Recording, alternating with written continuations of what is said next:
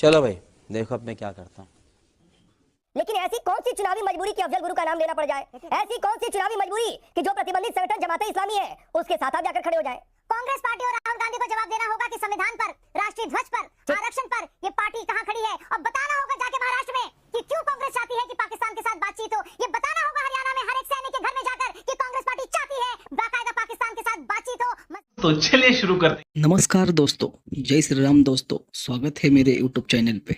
दोस्तों जल्द ही जम्मू कश्मीर विधानसभा चुनाव आने वाले हैं। तभी कांग्रेस के नेता उमर अब्दुल्ला ने एक बयान में अफजल गुरु के फांसी का विरोध दर्शाया। दोस्तों उसी मुद्दे पे एक डिबेट होने वाली है। दोस्तों इस डिबेट में हम देखेंगे कि भारतीय जनता पार्टी के प्रवक्ता शाजिया इमली ने कांग्रेस पार्टी के प्रवक्ता जगदीश शर्मा को बहुत बुरी तरह से धो डाला। दोस्तों तो दोस्तों डिबेट बहुत ही शानदार होने वाली है। मेरा आपसे निवेदन है कि ये डिबेट आप अंत तक देखिए और हमारे चैनल को लाइक कीजिए, सब्सक्राइब कीजिए और शेयर कीजिए। धन्यवाद दोस्तों। पिक्चर चालू करो बे। सवाल ये है कि अफजल गुरु की फांसी पर अब्दुल्ला अफसोस जता रहे हैं, तो आप लोग इस पर अपना स्टैंड क्यों नहीं साफ करते? 370 कह रहे हैं वापस लाएंगे, तो इस पर अपना स्टैंड क्यों नहीं साफ करते? वो कहते हैं जमाते इस्लामी के साथ हम खड़े हैं, तो आप उस पर अपना स्टैंड क्यों नहीं बताते? ये बड़ी अच्छी बात कही आप। राकेश भाई हमारा स्टैंड क्लियर है। क्या है? ये अब्दुल्ला कह रहे हैं, उनको वहां की जनता तय करेगी क्या करना है। हमारा स्टैंड चिदम्बरम ने क्या कहा था? पीडी पर ये गए, हम तो क्या 2016 में पी चिदम्बरम ने क्या कहा था? जगदीश जी 370 का हमने कभी 2016 370 का कभी नहीं शाजिया एक फैक्ट है, गलत था। लोगों को बंद करके जबरदस्ती थोप दिया। एक मिनट तूने घर दिया। शाजिया एक मिनट।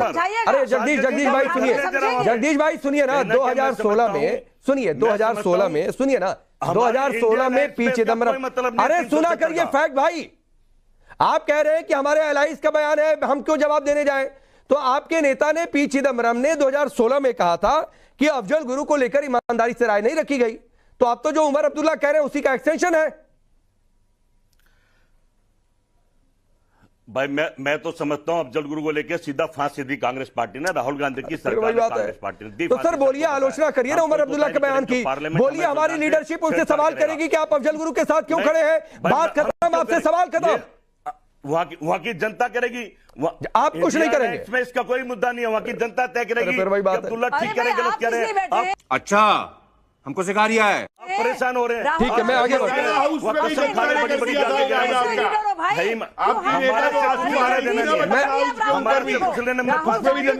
कर दिया था, बड़े आंसू बहाए थे सोनिया गांधी जी ने। फांसी दी। साले को बम से उड़ा दूंगा एक बार हाथ में आ जाए तो। जगदीश जी, सुप्रीम कोर्ट के आदेश के बाद फांसी दी गई, ये ठीक है, आप लोगों की सरकार थी, मैं ये बिल्कुल नहीं कह रहा हूं। तो सर उसी अफजल गुरु के फांसी पर जो अफसोस जता रहे हैं उनके साथ अगर आप खड़े रहेंगे तो सर सवाल पूछा जाएगा, या तो पब्लिकली आप भी उनसे सवाल पूछिए कि भाई ये क्या बयान दे दिया, क्यों ऐसा बयान दे दिया? हमें कोई अफसोस नहीं है। अरे मैं कहां कह रहा हूं आपको अफसोस है? उमर अब्दुल्ला को अफसोस है, उनसे सवाल पूछिए जाकर। तो मैं नहीं कह रहा हूं कि आपको अफसोस है। चलिए शौकत। ऐसे तो नहीं होता है। मुझे यकीन नहीं आता कितने हैरान, परेशान और सख्ते में हैं और ट्रॉमा में है उमर अब्दुल्ला कि उनको एक मरे हुए आतंकवादी का सहारा लेना पड़ रहा है इलेक्शन जीतने के लिए। शर्म आनी चाहिए। मुझे यकीन नहीं आ रहा है कि क्या हो गया है शख्स को जो अपने सर से टोपी उठाकर भीख मांग रहा है लोगों से। सही पकड़े हैं जी। तो देखिए हालत इनके लोगों की, देखिए कितनी बुरी तरह से शिकस्त हुई है, कैसे रिजेक्टेड हो गई हैं सारे परिवार, एक परिवार, दूसरा परिवार और तीसरा परिवार। और वो परिवारों ने जिन्होंने आग लगाई है, और आपके कपिल भाई साहब क्या कह रहे थे, कश्मीर को अलग थलग रखा है, इन्होंने कश्मीरियों को अलग थलग रखा है। इन्होंने आम कश्मीरी को, आम जम्मू निवासी के साथ क्या किया है? ये बात करते हैं दुनिया भर में आरक्षण की, वहां आरक्षण छीनने आए ये लोग। पहली बार वहां पे भारत के संविधान के अधीन चुनाव लड़े जा रहे हैं। और देखिए हालत इनकी, कैसे कांप रहे हैं उमर अब्दुल्ला जी। कभी बात कर रहे हैं, सोचिए आपको मरे हुए आतंकवादी जिसने संसद पर हमला किया था, जिस पर देश की सर्वोच्च अदालत ने जजमेंट दिया था, जिसके साथ पहले भी सब जानते हैं कि कांग्रेस का हाथ अलगाववादियों के साथ रहा है। लेकिन अब देखिए किस तरह से वो जग जाहिर हो रहा है। क्यों गए थे राहुल गांधी मिलने के लिए और क्यों मिलना चाह रहे थे वो उन लोगों के साथ जो कह रहे थे अफजल हम शर्मिंदा हैं, तेरे कातिल जिंदा हैं, भारत की बर्बादी तक जंग चलेगी, जंग चलेगी। सोचिए भाई साहब, और उस उमर अब्दुल्ला को याद आए हैं अफजल गुरु। ये हालत देखिए क्या कर। मैं एक सवाल गौरव कपूर आपसे पूछ रहा हूँ, शाजिया, ये बड़ी अच्छी बात कही आप। देखिए नेशनल कॉन्फ्रेंस ने अपने को क्या कर दिया है, लेकिन उससे बड़ा सवाल है कांग्रेस पार्टी पर। कांग्रेस पार्टी को जवाब देना होगा कि वो संविधान के साथ खड़ी है इस वक्त की नहीं। संविधान की प्रतियां लेकर डोलना बड़ा आसान है, लेकिन यहाँ पे जब पहली बार देश के संविधान के अधीन, जम्मू कश्मीर के कॉन्स्टिट्यूशन के अधीन नहीं, चुनाव लड़े जा रहे हैं एक झंडे के नीचे, भारतीय ध्वज के नीचे, तब क्या रुख है कांग्रेस पार्टी का? नेशनल कॉन्फ्रेंस जारी है, मजाकरात हो, बातचीत हो, एलओसी ट्रेड की बात हो, कांग्रेस पार्टी कहां खड़ी है? कांग्रेस पार्टी और राहुल गांधी को जवाब देना होगा कि संविधान पर, राष्ट्रीय ध्वज पर, आरक्षण पर ये पार्टी कहां खड़ी है, और बताना होगा जाके महाराष्ट्र में कि क्यों कांग्रेस चाहती है कि पाकिस्तान के साथ बातचीत हो। ये बताना होगा हरियाणा में हर एक सैनिक के घर में जाकर कि कांग्रेस पार्टी चाहती है बाकायदा पाकिस्तान के साथ बातचीत हो, मजाकरात हो, ट्रेड हो, बेहतर रिश्ते हो। ये बताना पड़ेगा कांग्रेस क्या किस लिए खड़ी होती है। कांग्रेस को ये भी बताना होगा जाकर महाराष्ट्र में हर तो मैं पूछ ही लेता हूँ, शाजिया, चलिए जगदीश जी जवाब दीजिए।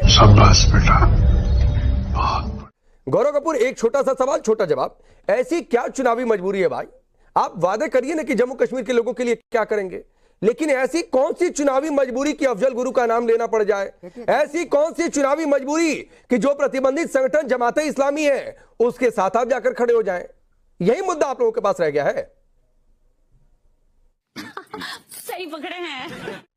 मुझे आप एक चीज बता दीजिए, जब सेंटर की हुकूमत इन लोगों के दरवाजे पे जाए तब बात ठीक लगती है, उस वक्त तो कोई मुद्दा नहीं उठा। अफजल गुरु के पास कौन गया? अफजल गुरु के पास कौन कब गया? अफजल गुरु के पास कौन कब गया? गौरव कपूर, कौन गया? किस पार्टी के किस नेता ने अफजल गुरु से बातचीत की? नहीं मुझे बताइए। चाहे कांग्रेस की सरकार रही हो, अरे सुनिए ना, चाहे कांग्रेस की सरकार रही हो, यूपीए गवर्नमेंट रही हो, या फिर बीजेपी की सरकार रही हो, एनडीए की सरकार रही हो, कौन सा नेता मंत्री गया अफजल गुरु के दर पर? बताइए मुझे। आप मुझे बताएं फिर उस वक्त क्यों आप जमाते इस्लामी के दर पर कौन गया? अरे अभी गौरव कपूर, मैंने आपसे सवाल पूछा क्या अफजल गुरु जमाते इस्लामी को लेकर? तो इधर उधर मत भागिए ना। आप कह रहे हैं कौन इनके दर पर गया, तो बताइए ना कौन इनके दर पर गया। मैं उधर जवाब दे रहा हूँ। अरे कौन से आईएसआई के कैंप में ट्रेनिंग लेके आए हैं? शाजिया, एक क्विक रिप्लाई, आपकी बात रह गई थी, फिर जगदीश जी और बाकी मेहमानों का रुख करता हूं। ये बड़ी अच्छी बात कही आप। तो भाई नेशनल कॉन्फ्रेंस के इन बयानों पर अपना स्टैंड साफ कर दीजिए। हाँ,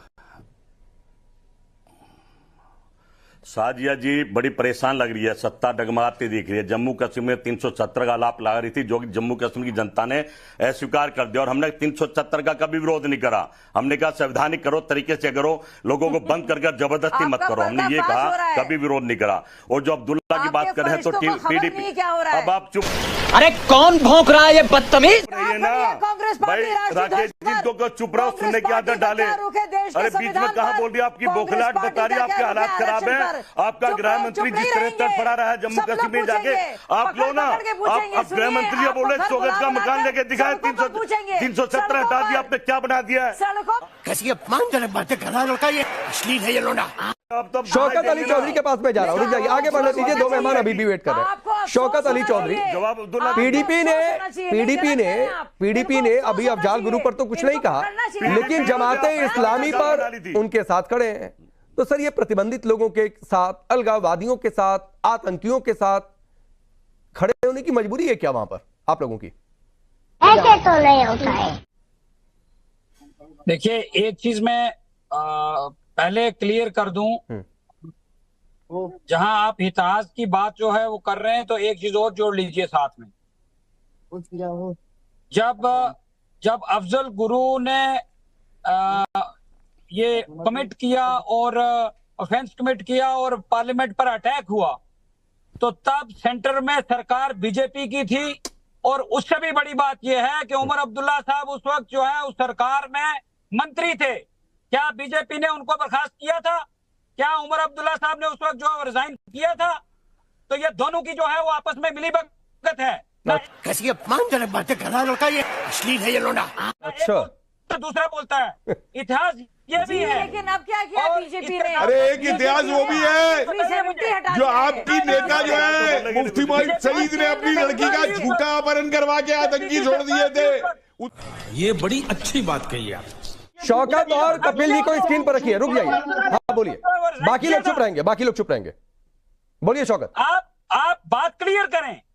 ये जवाब पूछता हूं मैं बीजेपी से, क्यों नहीं बर्खास्त किया, क्यों नहीं उमर अब्दुल्ला ने इस्तीफा दिया? बताइए, देश को बताइए ये बात। ये ऐसे हवा में बातें करने से यहाँ कुछ नहीं मिलता है, ये सिर्फ इल्जाम तराशियां करने से कुछ नहीं मिलता है। ये सवाल पूछिए उमर अब्दुल्ला से कि अगर वो इसके खिलाफ था कि उस पर गलत एक्शन हो रहा है तो उमर अब्दुल्ला ने इस्तीफा क्यों नहीं दिया? सही पकड़े हैं। ये बड़ी अच्छी बात कही आप। खत्म, bye bye, tata, goodbye, गया।